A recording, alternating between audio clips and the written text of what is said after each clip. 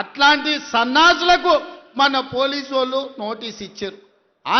మా జాతిపితకు నోటీస్ ఇస్తారని. ఎవరికిరా నువ్వు జాతిపితవు? ఎవడు నీ జాతి? వినోద్రావు నీ జాత? ఎర్రబల్లి దయాకరావు నీ జాత?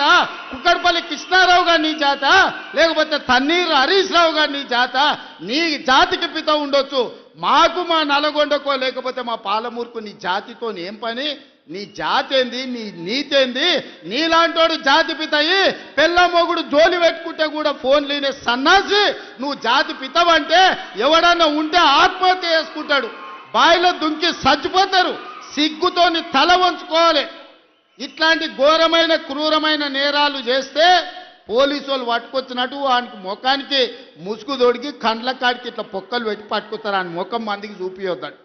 మన పోలీసు వాళ్ళు పిలిచినప్పుడు హరీష్ రావును కేటీఆర్ని అందరినీ ముఖానికి ముసుగు తొడిగి పట్టుకొచ్చేది ఉండే, లేకపోతే ముఖానికి మసి ఊసి పట్టుకొచ్చి పోలీసుల ముందర పెట్టేది ఉండే. పోలీసు వాళ్ళు మంచోళ్ళు కాబట్టి ఏమనలేదు. మా జాతిపితకు నోటీస్ ఇస్తావా? మా జాతిపితకు నోటీస్ ఇస్తే తెలంగాణ సమాజానికి అంత ఇచ్చినట్టే అంటాడు. అట్లనే అనుకుందాం. ఒకవేళ మీకు నోటీస్ ఇస్తే తెలంగాణ సమాజానికి ఇచ్చినట్టే అంటున్నావు కదా, మరి నీ జన్వాడలో ఉన్న ఫామ్ హౌస్ మా తెలంగాణ ప్రజలదా? నీకు నోటీస్ ఇస్తే మరి తెలంగాణ అందరికి ఇచ్చినట్టయితే నీకున్న ఎర్రవల్లి ఫామ్ హౌస్ తెలంగాణ సమాజం అందరికి ఇస్తావా? జన్వాడలో నీకున్న ఫామ్ హౌస్ అందరికి ఇస్తావా? మొయినాబాద్లో హరీష్ రావుకున్న ఫామ్ హౌస్లో అందరినీ రాణిస్తావా? మీ టీవీలు మీ పేపర్లు మాకు ఇస్తావా? వేల కోట్ల రూపాయలు తెలంగాణను కొల్లగొట్టిన దాంట్లో తెలంగాణ నిరుద్యోగులకు ఏమని ఇస్తావా? ఎమ్మెల్యేలు, ఎమ్మెల్సీలు, రాజ్యసభలు, లోక్సభలు, మంత్రులు, ముఖ్యమంత్రి అన్ని మీరే తీసుకున్నావు. తెలంగాణ సమాజానికి ఇచ్చినవా?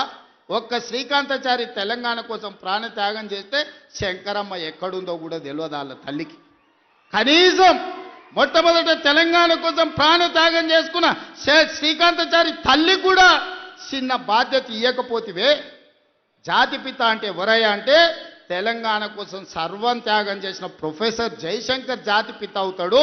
లేకపోతే ఆంధ్రప్రదేశ్లో పార్టీ చచ్చిపోయినా, తెలంగాణలో అధికారం కోల్పోయినా, కేంద్రంలో ప్రభుత్వం పోయినా పర్వాలేదు అని తెలంగాణ రాష్ట్రం ఇచ్చిన సోనియమ్మ తెలంగాణ తల్లి అయితే తప్ప నీలాంటి దోపిడీదారుడు, దొంగ, లుచ్చ నువ్వెట్లా జాతిపితమవుతావని నేను అడగదలుచుకున్న. మిర్యాలగూడ నుంచి సిగ్గులేని మాటలు మాట్లాడతారు. ఇవాళ చేసిన తప్పులకు తల వంచుకొని ముక్కు నేలకు రాయాలి. తెలంగాణ సమాజం ముందల తెలంగాణ సమాజాన్ని క్షమాపణ అడగాలే తప్ప ఇవాళ ఇంకా సిగ్గులేని మాటలు మాట్లాడుకుంటూ బీఆర్ఎస్ వాళ్ళు తిరుగుతారు.